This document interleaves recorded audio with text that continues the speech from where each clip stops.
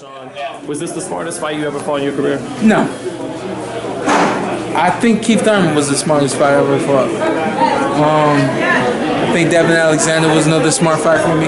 Also, Adrian Browner. I think the game plan that we came into the ring with, and I think being able to be relaxed and just thinking there, I think that's what made this look like a really good performance for me. Yeah. How did you counter the counter punching? How did I counter the counter punching? Study. Those notes you were talking about? It's a lesson out there, man. Study. I knew the hook was coming. I knew the right hand was coming. I knew when they were coming. You know, I got hit with some of them. But when I got hit with them, every time I got hit with them, I was like, you know better, you know. So I think I made the adjustment, got the head down and rolled, and made it happen.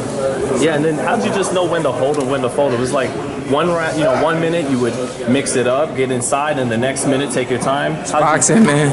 It's boxing. You got to put it all together. And I said that about this fight. I knew that in order for me to win this fight, I had to do everything that I have. And I think I would say upwards to 75%, 80% of what I have, I tried and worked. It was a good fight, really good fight. Now you said it wasn't the smartest fight of your career, but was it the best performance of your career? It was one of the smartest. I still think that the Keith Thurman fight was probably my best performance, and even Adrian Browner. I think those two performances were really good, really clean. Obviously, the Keith Thurman fight was really close. How does Danny stack up with all the best fighters you fought?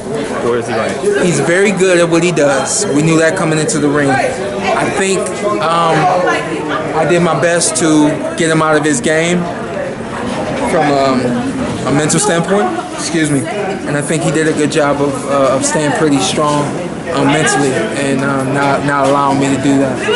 That's what I give him credit for tonight. And a lot of guys made a lot about his counter punching. What did you think of that? How good was his counter punching? I knew what was coming, and I knew when it was coming. He hit me with some, but I think for the most part, if you're ready for it, he can be beat. And then Errol Spence coming in afterwards. How does that fight play out, though? I mean, stylistic. I got to start looking at it. You got to study him too. I got to start looking at it in my mind. I think it's a very tactical fight. I